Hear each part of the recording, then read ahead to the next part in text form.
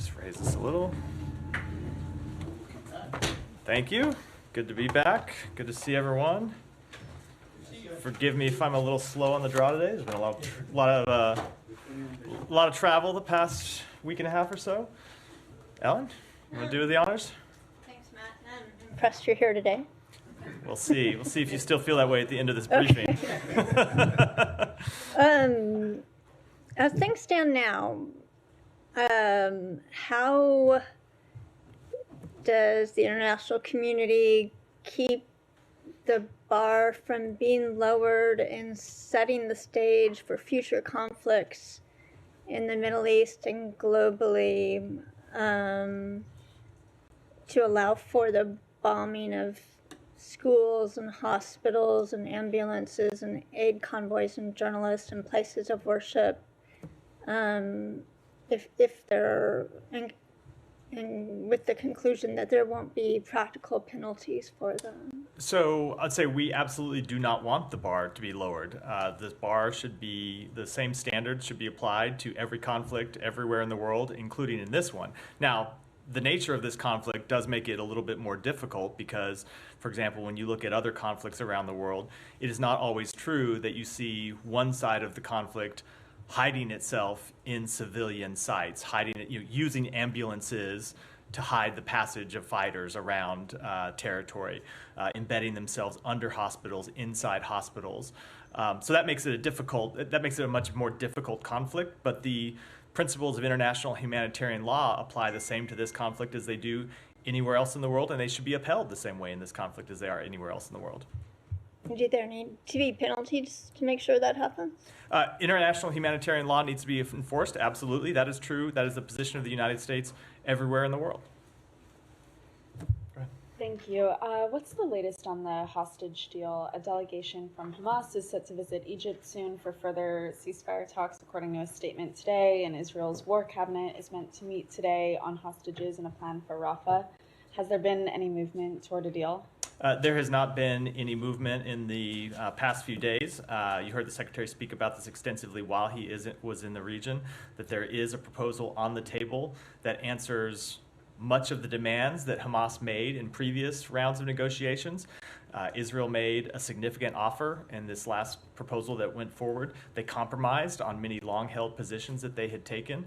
And as I said, met many of the demands that Hamas had said they needed to agree to a deal. So we believe it's now incumbent upon them to take the deal. The deal that they demanded, that has been offered, they should accept and move forward. It is Hamas that is the only barrier to a ceasefire right now, an immediate ceasefire, and we are waiting their response. Why do you think they've taken so long? I am not at all going to put myself in the heads of the leadership of Hamas.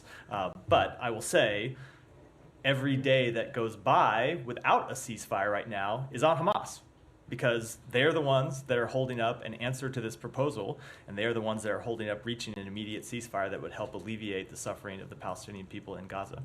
And then just quickly, there's been reporting that a Saudi-U.S. bilateral defense pact is close to completion as part of a wider Saudi-Israeli normalization deal.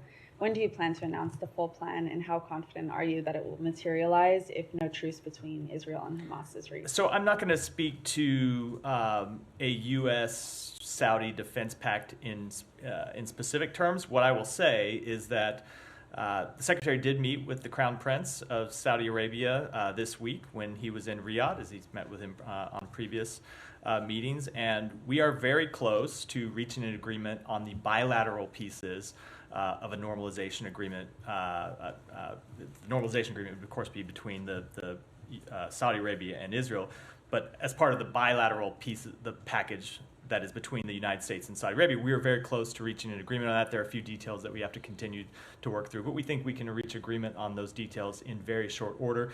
There is still more work to be done on a separate piece of that, which is the proposal for a pathway to a Palestinian state, but we are actively discussing that with our Saudi counterparts, as we are with the broader group of Arab countries that the Secretary met with also Monday in Riyadh, where we were looking at not just the path to two states, but also the reconstruction of Gaza, governance in Gaza, security for Gaza.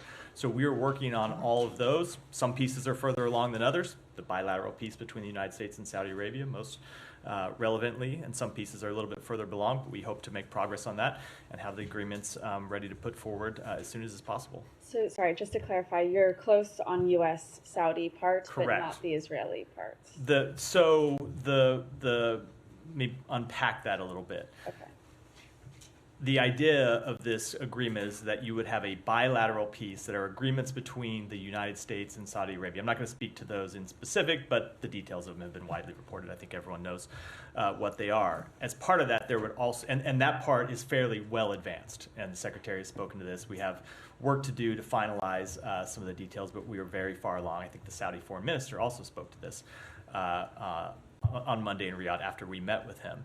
Separately, and it will, I say separate, but it will be a part of this package. There are pieces that relate to the establishment of an independent Palestinian state with security guarantees for Israel. That's something that's important to the United States. It's something that is important and essential to Saudi Arabia and would be a key part of the deal. So while there are pieces of it that are closer than that, the entire package will include all of those pieces together. And how confident are you that that will materialize while there's no truce between Israel and Hamas? So we could reach an agreement.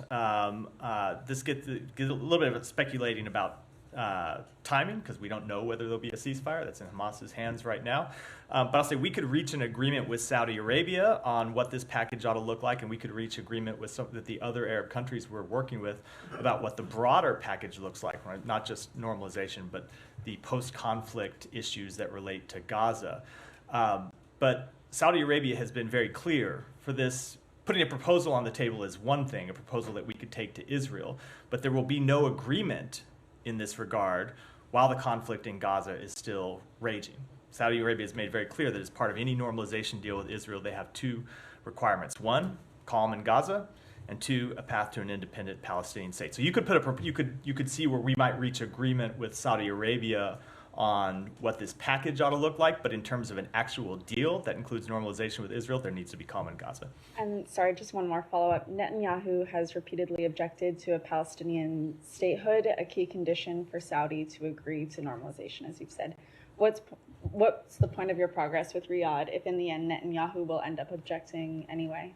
So the Secretary has spoken to this in detail a number of times, including quite extensively in Israel in January when we first put together this group of Arab countries with whom we wanted to work on these issues. And the point he made then, and it continues to be our point today, is that we believe broader integration is key to Israel's long-term security. It's not just the right thing to do for the Palestinian people, and it is very much the right thing to do for the Palestinian people to answer their legitimate political aspirations. It is also the best thing that you can do to achieve Israel's long-term goal, the goal they have had, the goal that Israel's had since the founding of its country, which is normal relations with its neighbors. It would provide broader security to Israel. It would isolate Iran, and significantly, it would address some very real challenges Israel is going to face in Gaza when you look at the end of this conflict, with figuring out how to rebuild Gaza, with figuring out how to provide security to Gaza. So ultimately, the government of Israel will have to make the choice about what's in the best interest of their people. But for the United States, we have a point of view. We're going to work to finish up the proposals that we are working on with our Arab partners, and we're going to put that point of view forward, and Israel can decide. On this? Following up on Daphne's question, I understand you could reach an agreement, I guess, in principle with the Saudis on this bilateral component, but is there any world in which that would be operationalized without this broader mega two-state normalization deal? We have been very clear, Saudi Arabia has been very clear, that this is a package deal that would include a bilateral component and also include a path to two states. So there was no discussion in the meetings in Riyadh about breaking off that bilateral piece No. and getting it into No. Okay. And then on Rafah, did you get any sense of timing on when the Israelis plan to move forward on their? I will let Israel speak to that question. Do you get the sense that they are waiting on Hamas's response before making a final Again, I'm just going to let Israel speak to what their plans are. I will speak on behalf of the Secretary, and the Secretary in his conversations with Prime Minister Netanyahu yesterday made very clear the United States position on Rafah, which is that we do not support a major military operation there. We do not believe a major military operation is in Israel's long-term security interest. We believe there are better ways to address the threat that Hamas does still propose. or it does still pose in Gaza because of the 4 battalions that are in Rafah. The Secretary spoke in some detail about our ideas in that regard yesterday, and I'll leave it at that. What was the reception to those deals? We had a very direct conversation about it, and I'll just leave it at that. And did you get any sort of commitment, or is it your understanding that if a deal was reached on the hostages and ceasefire, that Israel would not move forward on a Rafah incursion? I think let's take it one step at a time. The proposal that is on the table right now, as I said, is a significant offer that would achieve an immediate ceasefire. That is our goal. That's what we're trying to accomplish. We have always said that if we get a ceasefire, we want to work to build enduring peace, enduring calm from that ceasefire. But let's get a ceasefire first, and then we can talk about And if I could quickly, what would be the next steps. on the determinations under Leahy law, are there any updates on the status of cutting off military assistance to that 5th unit? No, with that one remaining unit, we are still engaged in a process where we're collecting information from the government of Israel that they have provided to us and examining that information. Is that And new information? I don't have a timetable. Is there new information since the last time you guys said there was new information? Have they presented Which is even what, more a couple information? days ago? A couple days when ago, Fanon said yeah. that? No. Okay. It's Michelle, she answered? Okay. Saeed, go ahead. Thank you. Just to follow up on something that Ellen raised on the hospitals and ambulances and so on, I want to bring your attention. I don't know how we could, probe this issue further. A Palestinian surgeon, Adnan Ahmed al-Bursh, was killed on the 19th of April. He was taken from Shifa Hospital back in December and was killed by the Israelis recently. I mean, he was shot, I guess, in cold blood and so on. Is there any way that the United States could look into this issue and find out the authenticity of such a... I'm not familiar with that case. I'm happy to see if we have any further information. All right, just to follow up on a couple of things. Now, you said that it's a generous offer. Everybody used that word and so on. Now, if the Prime Minister of Israel keeps saying that there's he will not agree to any permanent ceasefire, that this war will go on, I ask you, what incentive is there for Hamas or the militant groups to say, okay, I mean, we will give whatever leverage we have, and then, they can come and so on. I'm just curious. What incentive is there for Hamas? No, hold on. How about the well-being of the Palestinian people in Gaza? Yeah, but that ought to be an incentive enough. That ought to be incentive enough. Good. Of well, then that course. answers the question. Right. Because to be clear, that is the incentive. Okay, well, maybe we have just the incentive for Hamas is that an immediate Right. ceasefire Right. would help alleviate the Right. suffering of the Palestinian people. It would allow aid. It would make it easier for aid to get in. It would make it easier for aid to move to people in Gaza. It would allow people in Gaza to return to their homes and their Right. neighborhoods and rebuild them. So, Yeah. I get your point about arguing about leverage, but let me, I'm Saeed, trying to understand it. let me finish. Saeed, just let me finish. You will get your chance. Right. The well-being of the people in Gaza that Hamas has always claimed they represent ought to be incentive enough for them to take this deal. Period. I agree. Period. I agree. Good. But the Prime Minister is not committing himself to a ceasefire. He's saying that this war will continue. I'm saying that in the long run, he has the prerogative to continue this war however they please. Go in, destroy, conquer, whatever, take hostages, do all kinds of things in the future. I'm not defending or saying, I'm asking, exploring if the Prime Minister of Israel, if the cabinet in Israel is determined not to have a ceasefire, doesn't that make it less generous than the people think it is? So, no, I would not agree with that. First of all, as the Secretary said yesterday, we're going to judge every entity in this conflict by their actions. Right. And the actions that Israel has shown in this negotiation process is making an offer for a ceasefire that, as I said, was a significant offer that answers a number of the demands that Hamas had said were prerequisites for them to agree to a deal. So if Hamas really does care about the Palestinian people, they should agree to the deal. Mm-hmm. Period. Okay, let me ask you. This is one of those rare issues where it's just actually not that complicated. Okay, let me ask you a couple of questions on the aid.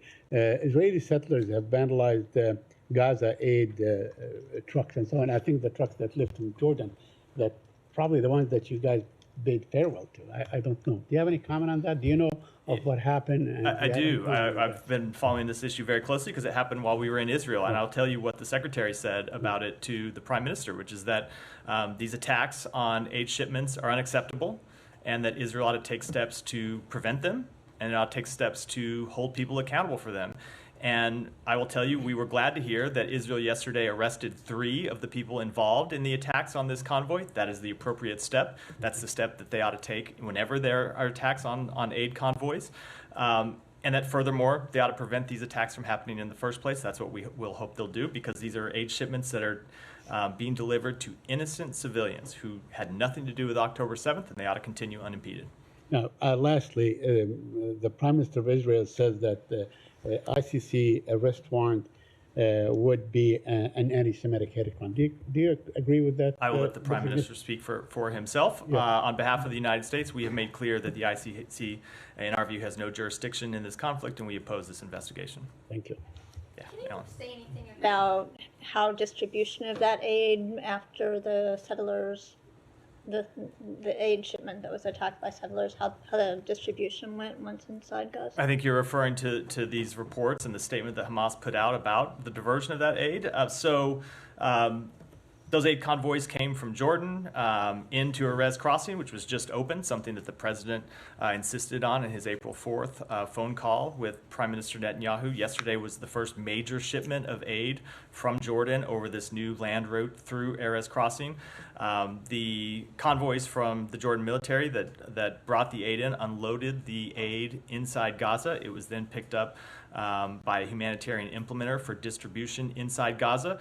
And that aid was intercepted and diverted by Hamas on the ground in Gaza. And ultimately, the UN is either in the process or has by now recovered that aid. But it was an unacceptable act by Hamas to divert this aid to begin with, to seize this aid. We have made clear that it's an unacceptable act. I think the UN partners will be also making clear that it's an unacceptable act. If there is one thing that Hamas could do to jeopardize the shipment of aid, it would be diverting it for their own use rather than allowing it to go to the innocent civilians that need it. So they certainly should refrain from doing that in the future. Has this been a widespread issue, Matt? No, it is not. This is the first widespread case of diversion that we have seen. Hamas had diverted these trucks for some time not the original, just to be clear, that could be misleading. The original trucks came in, unloaded the aid. They were then picked up on different trucks for distribution inside Gaza. They did divert those trucks. They were held for some time.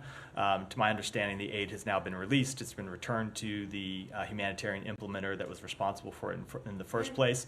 And we have made clear, and we think the United Nations relief organizations involved will also make clear it's an unacceptable act that Hamas should not repeat in the future, because it jeopardizes the delivery of aid to the Palestinian people. But in terms of the number of occurrences that Hamas has diverted aid, how many times would you say this has happened? There may have been minor ones in the past. I can't speak to mine. This is the first major diversion of aid. And as I said, it ultimately has now been returned to the humanitarian implementer, so it will get where it needed to go. But that doesn't change the fact that it was an unacceptable act. And what happened to the team that was with the aid at the time? I can't speak to that. I don't have the Do you know details. which- I do know that they are all safe now. Do you know which organization it was? I do, but I don't think it's my prerogative. It should be my prerogative to speak for them. Anything else on the region before we go? Michelle, yeah. Are you talking now about a permanent ceasefire or a temporary ceasefire? And did you talk to and how will you build on it, as the Secretary has said yesterday?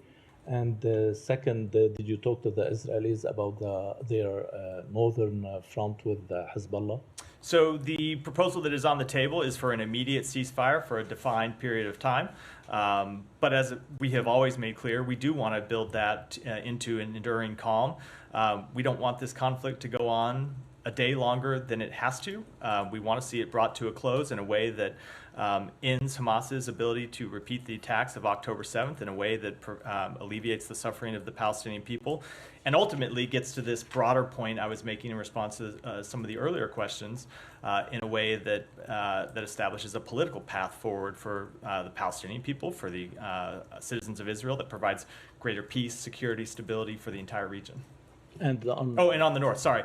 It was a conversation. It was a subject of our conversations. I don't have any updates. Our goal remains the same as it has been since the outset of this conflict, which is to resolve the dispute in the north of Israel diplomatically. And one more on Syria, if you don't mind. Why did the administration oppose to include the Assad regime Anti-Normalization Act to the supplement or in the supplement aid package that passed last week? So I don't have any specific comment that we generally don't comment when it involves pending legislation. Our position, however, has been clear, which is that we will not normalize relations with the Assad regime until there is meaningful progress toward a political solution consistent with UN Security Council Resolution 2254.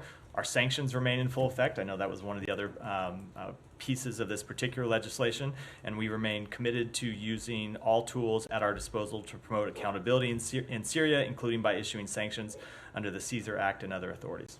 Thank you. Different. Sure, go ahead.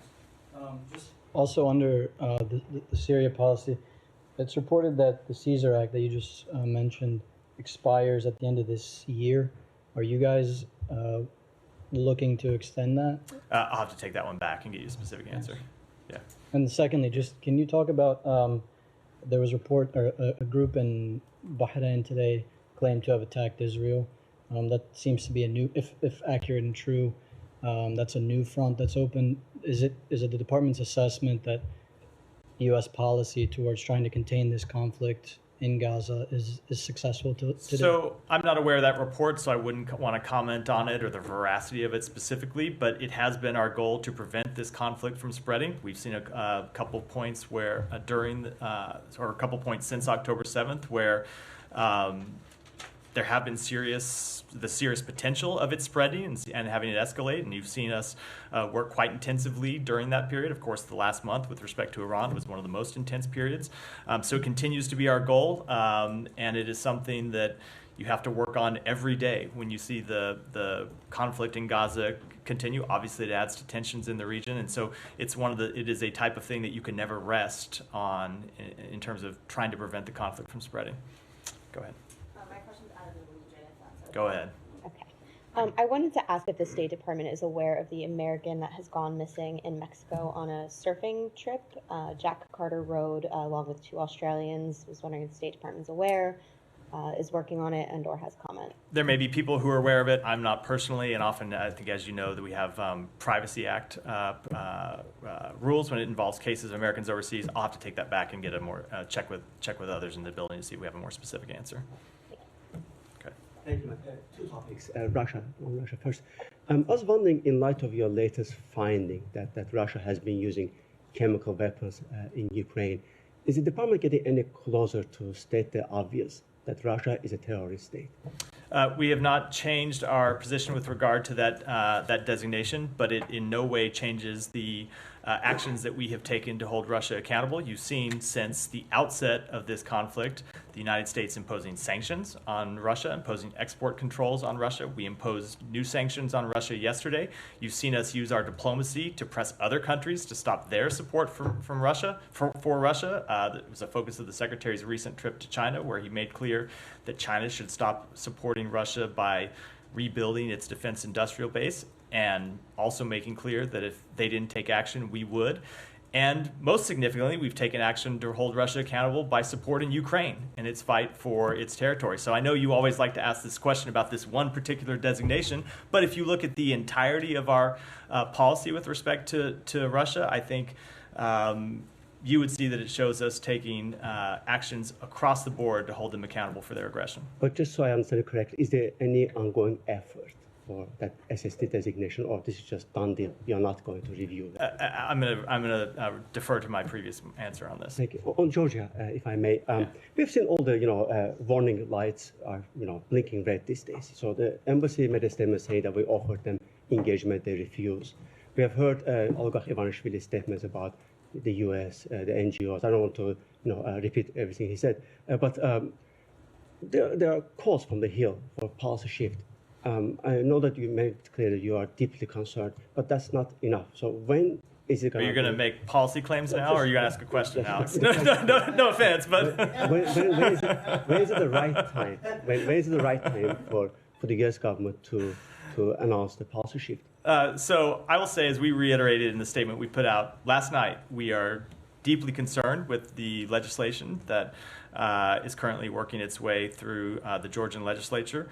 And we're also concerned and condemn the false narrative that government officials have adopted to defend it, the legislation and the anti-Western rhetoric of Georgia Dream's leadership has put Georgia on a precarious trajectory that jeopardizes Georgia's Euro-Atlantic path and undermines the U.S.-Georgia relationship. It is still draft legislation, and I'm not going to comment on specific responses that we might take or preview specific responses that we might take while it remains pending legislation. But I think we have made quite clear how seriously we take this issue and how concerned we are about it. How close the secretary has been involved into this? We haven't heard from him on this very topic. I can assure you he's watching it incredibly closely. Even on our travels around the world and other countries, it's something that he's regularly updated on. Thank you. Janie. Thank you, Matt. Two questions, if I might. National Security Communication Advisor Kirby said this morning about the Russian refined petroleum, and the shipment have already pushed North Korea import above the 500 barrel annual cap mandated by the UN Security Council March alone. Russia shipped more than 165,000 barrels of refined petroleum to North Korea. So annual refined oil import limit is 500 barrels. Kirby said the 165,000 barrels transactions was over the limit.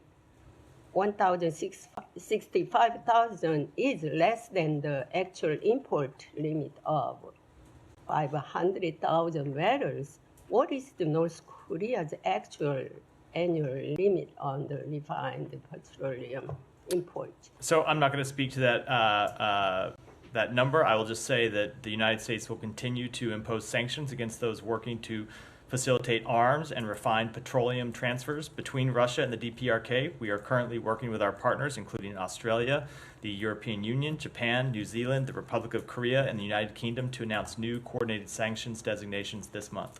Do you think Kirby made... I think I just violated one of my own rules. How many times have I say I'm not going to preview sanctions actions? Yeah, It's always an exception to every rule.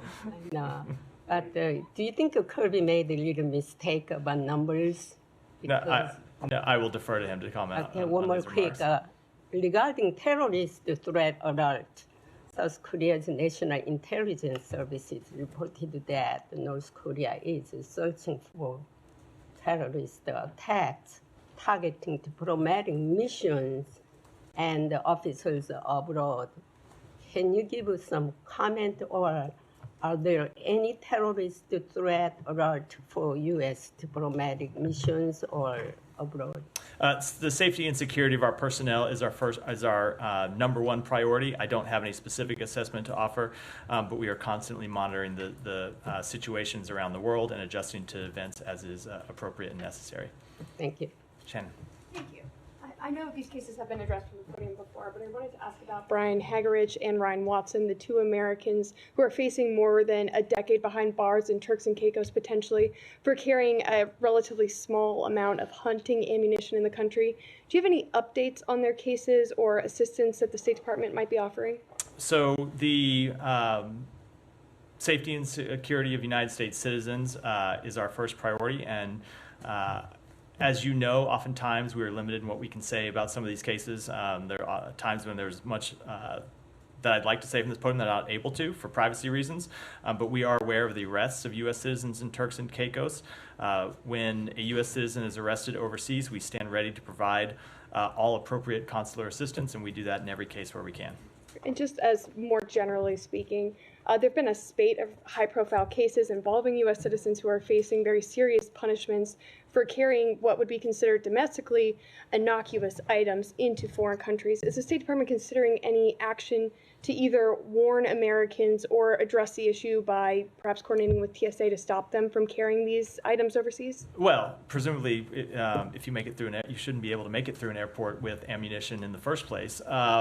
But we constantly update our travel alerts to make sure, or to warn people that they are, of course, subject to local laws when they travel overseas. That's true. We expect when citizens of other countries come to the United States, we expect them to abide by United States law, and we hold them accountable if they don't. And that is true for people traveling overseas. In the Turks and Caicos, firearms, ammunitions, or other weapons are prohibited. Our travel alert for the Turks and Caicos makes that clear, so people are aware of that before they travel. And I would once again, as we always do, urge every American to check the State Department travel alerts before they travel to a country. We put them out for every country in the world so they can see what the local rules, what the local laws are. And it's very important that they follow those laws so they aren't put in this position. Go ahead. Thank you, sir. Two questions, please. As far as these demonstrations are concerned across the U.S., universities and colleges, before my question, if I say one thing, that when I used to go to college and university in Chandigarh in India, my mother told me, you are going there to study, not create any troubles for yourself and for others. My question is now here that who is behind these demonstrations, how the US diplomacy with other countries around the globe who also have many students from across other nations also, in these higher universities and colleges, their studies are also affecting, because I'm getting many calls from the Indian American community and their parents also. So how the relations affecting as far as these demonstrations are concerned, violations are going on and breakings and all that. We never heard in the US as far as students and in colleges and universities, except during Vietnam War, because there was a cause, because America was involved in the Vietnam War, but America is not involved as far as these what's going on in the Palestine and other places. So the president spoke to this earlier today, and I don't have much to add to his remarks. But the thing that he made very clear is that one of the things that makes this country great is the right to free expression and free speech. And we welcome free speech and we welcome free expression, even when it is people protesting in opposition to policies that we have promulgated in this administration. But it's also true that we expect people to follow the law, and law enforcement has a right and responsibility to enforce the law when people don't. Leave it at that. One more. My other question, please. Thank you so much. These are in connection with that. In one side, India's largest democracy is going on elections, like more than 700 million people are going elections. In Pakistan, other side, in the parliament of Pakistan, they are saying that US and IMF and other countries should not give any aid to Pakistan because it's not reaching to the basics people are needing today. And parliamentarians are saying that Pakistan is now going bankrupt, and Pakistan's prime minister is going in the Middle East, Saudi Arabia and IMF and all that, because otherwise Pakistan will break down and will be filing bankruptcy and all that. My question is, people of Pakistan are telling me and saying that US and other international institutions give aid to the basics in people for the development of Pakistan's. And at the same time, recently, State Department had 4 companies in China and Belarus held, and that they were supplying ballistic missile parts to Pakistan. So in the one hand, they are saying in Pakistan is spending all this money on the ballistic missile parts and others, not on the people of Pakistan. What they are saying finally, look at India today and look at Pakistan today, and both countries got freedom on the same day. And today, India is one of the largest trading partners of the United States. So where do we stand? I was waiting for the question. that was a lot. I was wondering what the question was going to be. What message do we have for Pakistan from the Secretary of State that basics that Pakistan can be uplifted like India in the future and their people? So a couple of things. First, as it relates to the ballistic missile program, we make quite clear our position on that, including through the actions that we took last month that you referenced. But when it comes to efforts to stabilize its economy, including through reaching an agreement with the IMF, we support those efforts. We support the progress that Pakistan has made to stabilize its economy and manage its daunting debt burden. We encourage the government to prioritize and expand economic reforms to address its economic challenges. And our support for Pakistan's economic success is unwavering, and we will continue to engage with them through technical engagements as well as through our trade and investment ties all of which are priorities of our bilateral relationship. Go ahead. Thank you, sir. Thank you, Matthew. Excuse me. Is the administration looking to admit into the United States refugees from Gaza? If so, how would the administration ensure there is no Hamas infiltration? So, since the beginning of the conflict, we have helped more than 1,800 American citizens and their families leave Gaza, many of whom come to the United States. President Biden's direction, we have also helped and will continue to help some particularly vulnerable individuals, such as children with serious health problems and children who are receiving treatment for cancer, get out of harm's way and receive care at nearby hospitals in the region. And Palestinians may be eligible for a variety of existing pathways to enter the United States, such as immigrant or non-immigrant visas. We are constantly evaluating policy proposals to further support Palestinians who are family members of American citizens and may want to join them in the United States. I don't have any potential changes to preview at this time, but as is true everywhere in the world, we have strict vetting whenever we admit people to the United States. And Republicans have called for the administration to revoke visas of students on American college and university campuses who express support for Hamas. What's the administration's reaction to those calls? Would the administration do such a thing? I just don't have any comment on that. And one more thing. Yeah. What is the administration doing regarding Qatari funding of America's college and universities that critics have said have contributed to the Is there evidence of that? That Qatar is the largest foreign donor of American college and university campuses? Yes. No, but I mean, that they're supporting the protests. I've heard that claim, but I'm just asking before I comment on whether there's evidence that you can put forward. Well, I mean, like not just these protests, but like the protests on American college and university campuses regarding Israel, like even before October 7th. There have been critics who have said that Qatari money has, contributed to this Berlin Rise, like through funding, like what critics university programs. Just what critics specifically, so I know what I'm. Yes, responding to. the critics, yeah. No, but who?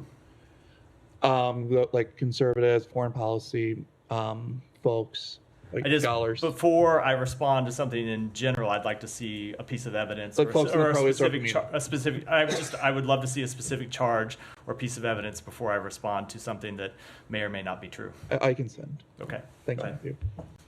Yeah. Thank you. Vladimir Zelensky said last week that Ukraine and the United States are working on a new bilateral agreement on security and have already begun discussing a specific text of this agreement. Do you have any comments, confirmation? So I'm not going to speak to it in specific, other than to say that we have made clear that we are working on ways to provide long-term support for Ukraine's security. Obviously, we provide significant assistance to Ukraine to defend itself from Russia's aggression, and we have been working on long-term security arrangements. That's something that the president made public around the time of the last NATO summit. Those discussions continue, but I'm not going to speak to them in any detail. One more question. Polish media reported last week that Poland has made a formal request to the US to deploy American nuclear weapons in the country. Is the United States discussing this? I don't have any comment on that. Go ahead. Thank you, Matthew. I just want to get back to the protests and ask if there's any concern in the State Department about these protests reflecting a spread of the conflict that you've been expressing fears about earlier. And secondly, have these protests at the universities featured in any of the conversations that the Secretary had on his recent trip? So when we speak to being concerned about the spread of the conflict, we're worried about kinetic conflict in the region. We're not talking about free speech on United States campuses. So I'm not sure I understand what the linkage is between the two. Well, it is a spread of conflict regardless in many people's eyes. That there is a conflict emerging on U.S. campuses as a direct result of Israel's actions in Gaza. Okay, it's a very different thing than what we're talking about when we talk about diplomatic efforts which are by nature overseas, to address the spread of the conflict between Israel and other terrorist organizations, between Israel and other countries in the region. That's specifically what we're referring to. It's in no way related to, I think, the actions you've seen on United States campuses. And then the second question, remind me again, was did it come up in any of the conversations? Yeah, it did come up somewhat in conversations, as you would expect. It's been all over TV. People around the world watch American television, and so of course it's come up in conversations, but not in any substantive or serious way. Go ahead. Yeah. Is Israel seeing these protests, and is it concerned about losing the messaging more? And then conversely, are there any concerns that Hamas is seeing these protests and is feeling emboldened by the anti-Israel sentiment of them? So I will let Israel speak for itself, and I'm not going to speak for Hamas either. Go ahead. Thank you, Matt. The world's largest election has begun in India. However, there has been significant increase in intimidation, harassment. Prime Minister Modi's inflammatory rhetoric against Muslim community has heightened fear and uncertainty within the 200 Muslim community in India. At the same time, major social media platforms like Twitter, YouTube, Google, and Meta are removing critical content and blocking channels at the request of the Indian authority, raising concern about the censorship and the impact on free speech. What steps are being taken to protect these US-based social media platforms and ensure that the right to free expression is upheld? So let me take that one back with regards to any specific actions, which is not to say there are any, but of course we support freedom of expression all around the world, in every country in the world. One more, can I draw your attention? One of my colleagues was asking a question about India, and it is very difficult. Someone asking questions and facing harassment. I also have faced even live threat sometimes in my social media message and text that I am receiving. So, and they're questioning about the ethnicity. Is that a matter that someone is asking questions? He has to be, or he or she has to be that ethnicity or from that country's background in this briefing room? So I don't even know where to go with that question. Obviously, we welcome people from all over the world, of any ethnicity, from countries all over the world, to ask whatever questions they want to ask us. Unfortunately, one of the sad features of social media is that people make all sorts of inappropriate comments and threats and intimidation. I see that on social media. I'm sure you do too. It doesn't make it acceptable in any way. Go ahead. Go ahead.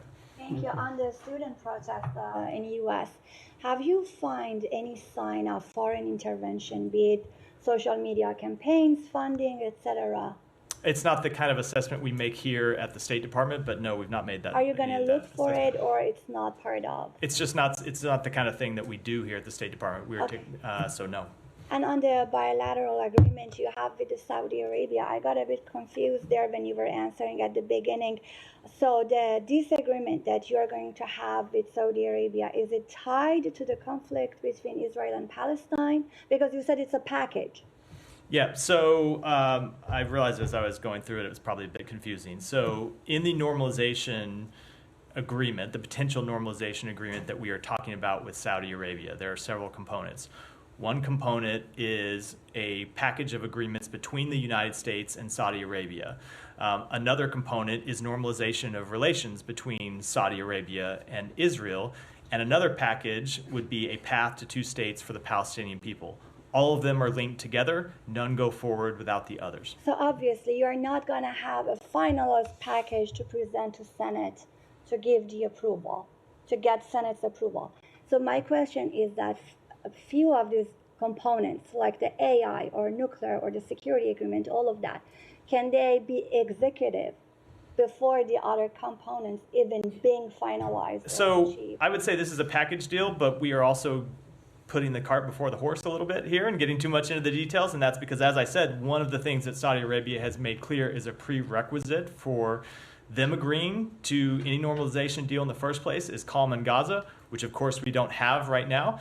And it's not the reason why we're trying to pursue a ceasefire. We're trying to pursue a ceasefire with the release of hostages for its own sake and the benefits it would bring. But it is absolutely one of the things that we would try to push forward should we achieve that ceasefire that includes the release of hostages. But you are going to go ahead with the nuclear agreement regardless of what is happening? No, as I just said, it is a package deal. And Geeta, go ahead and we'll wrap for the day. Thank you, Matt. Couple of questions on Iran. You may have seen that the BBC World has obtained some documents which seem to be minutes of a hearing in Iran on the reason and the how and when and who caused the death of Nikhil Shah Karami, one of the teenage protesters a couple of years ago. The UN spokesperson suggested that if these documents were presented to the UN Human Rights Council, that they could start a proceeding, look into it, those conversations that outline how she was killed.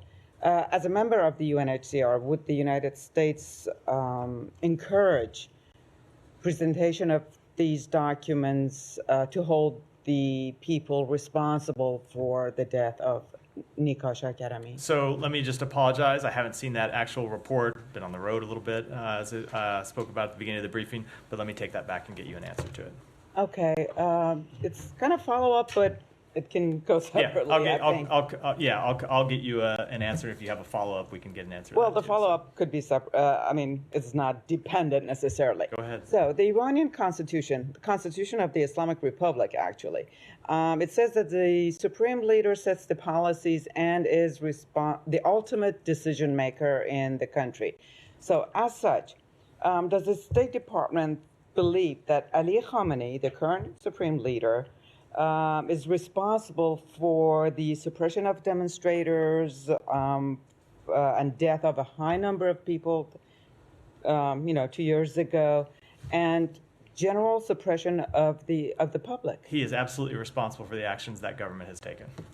With that, we'll end for today. Thanks, everyone. Thank you.